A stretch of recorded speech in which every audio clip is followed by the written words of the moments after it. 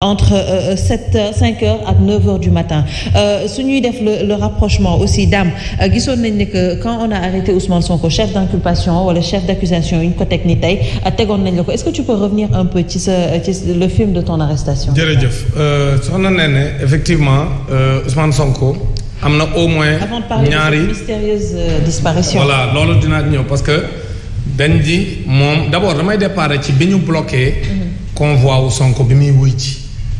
ma wax ni les forces de défense et de sécurité ñoom ñoo provoqué confrontation ya fam parce que ñoom ñi ngi doon dox di dem ñu bëgg koo xañ rek. mais le préfet qui a demandé. waaw non loolu laa. en flagrant. voilà donc préfet Dakar d'abord man damaa bëgg franchement mu arrêté rôle lu préfet du ñëw taxaw ci terrain bi di joxe instruction rôle lu préfet c'est une autorité administrative bu manifestation amee moom la ñuy bind bu teree.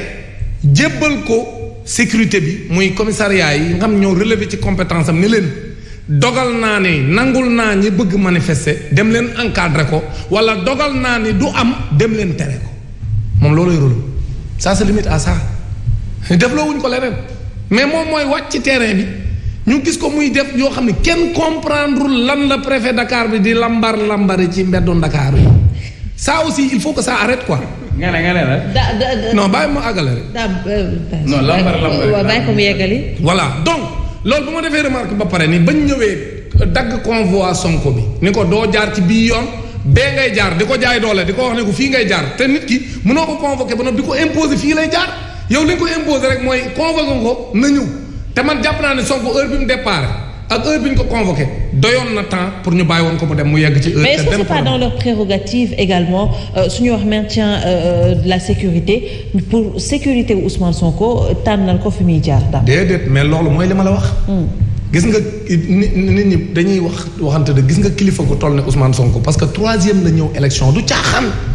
élection présidentielle boo xam si danoo wàññi candidat yëpp jaay leen doole. def parrainage léegi mu ñëw positionné wu ci pour la première fois mu dem à une élection présidentielle am 15% des voix kon war na ñoo xam ne kooku am na lu mu représenté ci réew mi te ma cay teg ne xale yu bari yii ko topp tey mënuñu woon a voter dañ leen a bindal ne peut pas voter ci seen i carte électeur ah oui ñëpp di ko gis mooy les primo-votants ñu empêché leen ñu voter kon Ousmane Sonko voix yi mu am 15% yi ëppal na ko. parce que élection yi su jaar yoon day ëppal voix yi mu am mais parce que ñëpp xam nañ ne xale yi moom la ñuy voté ñu ëpp ci ñoom ñu empêché xale yi waroon a voté ñu voté loolu c'est important maintenant kooku bi ñu daggee convoi bi waa léegi xanaa dafa waroon dem wuy ji. alors Dame nga may ma rek ñu jël ki nekk ci ligne bi mu nekk directeur communication bu Auchan moom itamit dafa bëggoon a réagir par rapport ak saccage amaana yi ñu gis foofee ca Auchan ñu ngi lay nuyu monsieur Mboup c'est ça. Monsieur Diouf Pape Samba Diouf ñu ngi lay nuyu di la bàyyi yow tamit nga participer ci émission bi parce que amaana amoon na yenn moo yoo bëggoon ñëw leeral site sénégalais yi. allo oui ñu ngi lay dégg monsieur Diouf. allo. bon dafa mel ni dégguñu avec la régie bu fekkee mën ngeen ñu ko régler en attendant ñu bàyyi daam mu yegg. allo oui. allo monsieur Diouf yow rek la ñuy déglu ñu ngi lay dégg bu baax ñu ngi lay nuyu également. alors oui dégg-dégg bi. waaw kon bala muy ñëw may wax dëgg yàlla man li ma jàpp mooy dañ ne woon Ousmane Sonko moom nee na demul mu jàgg mun day dem. convoi bi ñu ko daggee waa GIGN ñëw wàcce ko ci otoom waa léegi luy tee ñu yóbbu ko directement ci juge d'instruction bi xanaa du looloo taxoon mu jóg këram du dañ koo convoqué muy dem ñu ni problème yoon wi muy jaar lañ d'accord waa léegi bi ñu ko wàccee ci otoom luy tee. boobu parce que recours daa am te léegi. non waaw moom laa lay wax c'est-à-dire que recours beneen affaire la mais dama ne ba muy départ këram dafa waroon a wuy ji le juge d'instruction bi mu demee ba ci yoon ñu ni ñoom problème mu yoon bi mu jaar la kon xam nga loo fay nande mooy état du def ay pexe caaxaan xamul tax donc li tax ñu dagg convoi bi c'était pour ay lay pour contourner le recours de l'opposition bi nga xam moom la def conseil constitutionnel. mais ça nee na c'est pas acceptable état du tricher c'est-à-dire bi ñu demee ba xam ne recours boobu am na li doon yoon mooy bi ñu carré convoi bi ñu ne ko ñibbi waatal sa kër parce que gis nañ ni am na jafe-jafe bu am mooy le recours kon nag man jàpp naa ni loolu c'est un premier problème beneen mooy bi ñu ko yóbboo section de recherche bàyyi ba ay 4 heures du matin ñu génne doomu jàmbur ci ci heure boo xam ne amuñu droit génne ko. parce que bu ñu lay yóbbu ngay dem wuy ji juge d'instruction dañ la war a yóbbu ci heure boo xam ne. heure administrative lay doon dañoo war a bàyyi ba 8 heures. ñu doog lay dugal ci oto yi say avocat ñëw taxaw ñu ànd ak yow ñu auditionné la. alors daam ñu jëlaat monsieur Diouf directeur communication wu Auchan monsieur Diouf ñu ngi lay nuyu di la bàyyi nga bokk ci débat bi yow itamit am yenn précision yoo bëggoon apporter. allô bon c'est demaat na encore. donc liñ bëgg a wax mooy. biñ ko jëlee ñu ne 4 heures du matin fan lañ ko yóbbu. ay avocat am ñëw dem xool ci cave bi parce que normalement bu ñu ko jëlee section de recherche yóbbu ko tribunal directement ci cave bi la war a dem avocat yi dem gis ñu ko ci cave bi ñu daal di dem taxaw ci bureau doyen du juge pour mën a fekkee audition wu seen client avocat yi taxaw ñu leen du ngeen dugg di jaay doole lu musta am parce que déjà loolu rek day annuler la procédure parce que amuñu droit. mais mesdames ce qu'on comprend pas également comment un détenu naka la mën a disparaître autant de temps de 5 heures du matin à 9 heures. mais jaay doole xam nga parce que ay avocats dañ ne dañ faa toog ba 2 heures du matin bi mu jotee ñu dem ñibbi. c'est que c'est au profit de qui. c'est au profit de ñi ko def moo tax xam nga am na rumeur boo xam ne mi ngi daw ci dëkk bi yëng nga rumeur bi daw. ban rumeur. mais am na rumeur boo xam ne gars yi ñu ngi naan moom biñ ko téye nit ñi ngi rumeur ne moom est-ce que amul luñ ko def loo xam si moom lañ bëgg a wute ay preuves pour andi ci problème mu viol bi et cetera parce que am na ay affaires yoo xam man du ma ci dugg parce que aw ma ci éléments yu leer mais nit ñi looloo tax ñu andi soupçon xam nga état. boo defee loo xam ni. état boo defee loo xam ni. day andi. non layam amu ci. non layam déglu ma rek non xam nga rumeur boobu xam nga dama dugg parce que rumeur yu salte yooyu dafa rafetul. parce que bu ñu demee ba Sénégalais yi gëm ni Ousmane Sonko mii bañ ko fa génnee c'est parce que dañoo dem wuti ay affaires yoo xam ni dañ koy jéem a chargé loolu c'est extrêmement grave xamul tax dès l'instant que jëlee nañ ko section de recherche di ko yóbbu te benn avocat am teewul.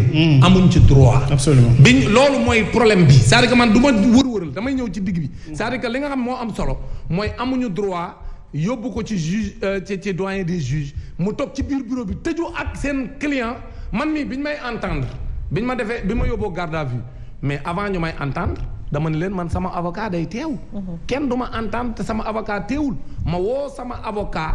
maître Babacar Ndiaye mu ñëw toog ñu may déglu may tontu ci kanamam donc noonu la demee biñ ma laajee lépp bañ pare ñu dem toog man ak moom ñu wax mu doog a dem yoonam buñ xëyee mu ñëwaat noonu loolu mooy yoon pendant la garde à vue maintenant ñoom jaay doole bi ñuy def ci dossier Ousmane Sonko bi moo dul yoon donc amuñu woon droit di ko jëlee section de recherche 4 heures du matin kenn xamul fu mu dem ba heure boo xam ne avocat bi bi ñëwee le matin ñëw dem ci cave bi fekkuñu ko fa même ñun. mais biñ ñu téye suñu délai de garde à vue jeex ñu xëy la matin ñu signaloo ñu ne da ngeen di dem ci procureur mais biñ ñëwee signé ba pare wax dëgg yàlla bay waajal ñu ne léegi dañ ñuy ubbi parce que 1 heure avant gis nañ ni yóbbu nañ Assane Diouf ak parce que ñun ñëpp ñu ngi woon central Assane Diouf ak Clédor ak Guy Marius Sagna dugg nañ ci oto bi dem ñun tamit ñuy xaar ñu toog ba benn instant ñu ne na gaay nañ tëjaat gaay ñu tëjaat na oto bi ñëwul ba ay 14 heures ci la ñu maître Moussa Sarr ñëw daan ne man dama dem ci cave bi fekkuma leen fa ma daan ne mais man samay client ñëwaguñ ba léegi 14 heures c'est ça pose problème mu dem laaj ñu ne ko ñoom daal mënuñu wax lu leer ci loolu moom ñoom ñu ngi suivre la procédure ci loo xam ne musta am léegi nag booba li am mooy sénégalais yi nañ xam ni c'est parce que ce pays là lépp lu ñuy def am na ay calcul yu na derrière xam nga lu tax ñun ñu libéré ñu buñ bëggee li tax ñu libéré ñu mooy dañ doon xaar le mot d'ordre lancé par le G20 le mot d'ordre lancé par le G20 et le G7 ñu ànd ko parce que G20 moo lancé mot d'ordre bi wax journée noire le lundi on exige la libération du camarade Dame Mbodj parce que dañ ma jaay doole man la ma doon defi constitution moo ma ko may ñu jox ma chef d'accusation bi ci njëkk ñetti chef d'accusation benn ñu ni man ak ñi ma àndal ñoo Abdou Karim Gueye ñu ni dañoo défier la décision de l'autorité préfectorale c'est-à-dire parce que interdire nañu marche bi parce que effectivement jot naa lettre bi et puis ñu bàyyi ba heure bi leen neex doog ñu koy jox la veille léegi nag ñun bi ñu ko jotee amuñu woon sax temps pour nous préparer loolu lañ bëggoon mais la constitution nous donne le droit de marcher boobu lañ ñu tuumaal ni dañ ko défier deuxièmement ñu ni dañu violer l'arrêté interdisant les rassemblements pendant la pandémie ñu ne deuxième chef d'accusation troisième chef d'accusation ñu ne li ñuy tuumaal mooy menace loolu rek la ñu wuteeg Sonko menace de trouble à l'ordre public alors que Sonko dañ ne trouble à l'ordre public ci koo xam wàccul otoom xam nga pour ñu mën la tuumaal ne da ngaa def dara. xanaa kay da ngay wàcc sa oto. mais Dame en revenant sur les faits aussi. da ngeen laaj autorisation. oui da ngeen dem ngeen laaj. laaj ñu autorisation baal ma leer. xaaral damay laaj. déclaration. waaw parce que régime déclaratif lañu. voilà mais nous ne sommes pas dans le régime. oui dans le cadre des manifestations. je sais. on n'est pas dans le régime d'autorisation. non dama bëgg mu am contradiction c'est-à-dire Dame. tey dafa am ci structure yoo bokk am organisation yoo bokk. balaa dara dafa am ñu may waxtaan ak man leen Dame Mbodj nekkatul daamu jàngalekat yi parce que ci lépp loo xam ne mu ngi ci réew mi il prend sa voix di ko ci teg. créer la coalition citoyenne. Ouais, le peuple. Wow. Mais en dehors de ça vous avez fait une demande joxuñu leen ko. donc bu ñu demande. moo wax waa léegi vous avez fait une déclaration. voilà vous avez fait une déclaration. mais ma leeral rek foofu. la manif n'a pas été autorisée. n'est-ce pas loolu tamit c'est pas précis. am na Sénégalais yi koy wax ba doo may rek. leeral loolu moo tax non autorisé bi moo mënul ne. mais c'est que Dame tamit. dama lay laaj non dama la bëgg a laaj. xamal tax pour mu mën ma autoriser il faut me demander. Dame moi je suis en train. c'est pas une demande c'est une déclaration. mais Dame on n'en disconvient pas je veux que nga leeralal ma position boobu parce que dañu koy waxtaane et tu as l'unique occasion nga waxtaane. merci beaucoup mais ma laaj la ko. voilà léegi xam waaw déglu ma. da ngeen dem ngeen laaj dogal. joxuñu leen dogal bi ngeen dem ngeen manifester contexte bi ñu ne rassemblement amul ngeen rassembler est-ce que yow tey si c'était à refaire di nga ko defaat. mais bañ a defaat waaw loolu laa bëgg a defaat acca mais loolu lañ defaat tey loolu lañ defaat tey. est-ce que du défier loolu non c'est pas défier tey soo gisee manifestation yi am ci dëkk bi xam nga lu ko andi. parce que dañoo demander manifestation. au nom de toutes les organisations de la société civile et des partis politiques comme nam daan amee 2010 2011 contre Ablaye Wade. loolu moo amaat tey. donc interdiction manifestation moo ko indi waaw non moom laa lay wax. ñoom ñu tere ko loolu moo tax tey dëkk bi xam nga tey li xew ci dëkk bi ku ne mën nga nangu ni ñu nanguloon manifestants yi ñu jógee. place Washington. dem place de l'indépendance moo ko noonu a yomb. d'accord kenn du lakk kenn du def dara kon ñoom ñiy interdire loo xam ne amuñu ci sañ-sañ xam nga amuñu ci sañ-sañ. parce que constitution moo ne Omar Faye soo bëggee def sitting wala nga bëgg a def marche. wala nga bëgg a def beneen forme de manifestation da ngay déclarer autorité bi ne ko dama koo bëgg a def. moom mu jël ay matuwaayam mais il faut contexte également. mais waaw mais may ma rek non contexte bi ñoom il faut ñu arrêter parce que contexte boobu ñu doon bañ moom lañ créé. donc est-ce que contexte bi nekkul layam yi. non waaw layam yi moo ko andi nag léegi nag layam boobu la ñu war a bàyyi teg lépp ci dëgg xam nga liy wax ji. mooy ñun ñaanuñu. c'est pas une demande. Oui. pourquoi parce que lu ñu am la ba pare nit du yore dara borom di ñaax. c'est un droit constitutionnel. c'est un droit constitutionnel constitution moo ni am nga droit boo amee loola naqari ci réew bi te gis nañ jaay doole bi nekk ci président Macky Sall ak nguuram loolu lañ doon dénoncer et le prétexte était ni ñu téyee ñi wër.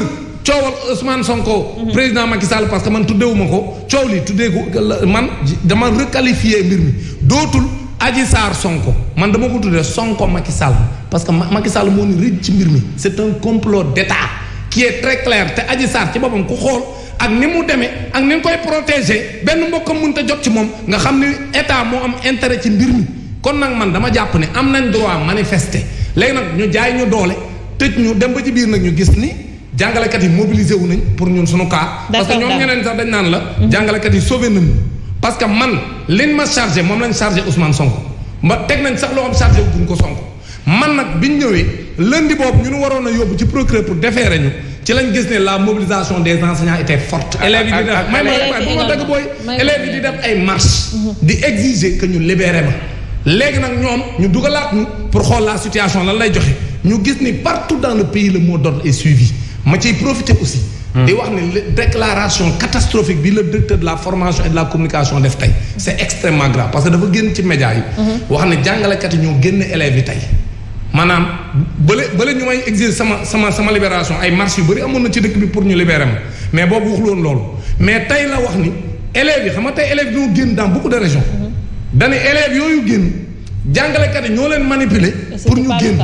et que loolu c'est non seulement c'est pas le cas mais extrêmement grave et moi j'ai dit à mes camarades kii nañ ko poursuivre pour mu regretter ses propos parce que ce qu'il a dit c'est extrêmement grave amu ci benn preuve dafa toog wax lu ko neex alors que élèves yi ay intellectuels lañ contrairement à ce que les gens pensent léegi xale amatul léegi gis ngeen fii ci réseaux sociaux yi ay xale yu am 2 ans ki 3 ans taxaw naan libéré Sonko waxontuma la xale yu am 16 ans 17 ans 18 ans 19 ans donc il faut qu'on respecte les gens les élèves ay xale lañ yoo xam dañuy rêver Ousmane Sonko nekk seen président c'est important xam nga loo tax man dafa lay daanele neewoon naa leen fii ci débat mu fi mujj a ñëw ma ne leen Ousmane Sonko man ànduma ak moom mais Ousmane Sonko du Khalifa Sall Ousmane Sonko du Karim Wade néew ma ñoo yami droit nag ci réew mi ñoo yami droit mais yamuñu dayo xam nga lu tax yamuñu dayo Ousmane Sonko li xew nii won na ko lu tax coowal Khalifa Sall ak Karim Wade tommel woon ni lu tax nit ñi tiitewuñ nii parce que Ousmane Sonko day porter un projet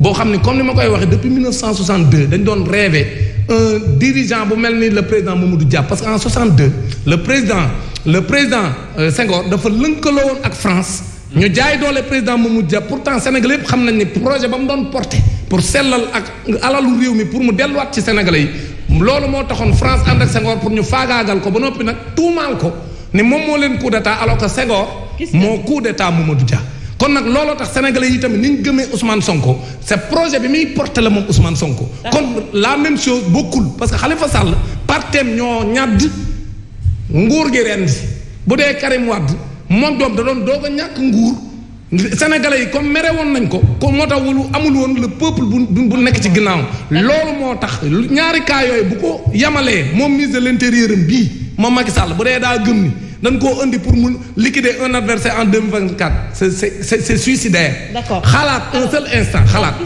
nee na fa laay daanele xoolal xalaat un seul instant def une élection au Sénégal sans Ousmane Sonko xalaati dof la loolu bu ñu jëm ci côté boobu.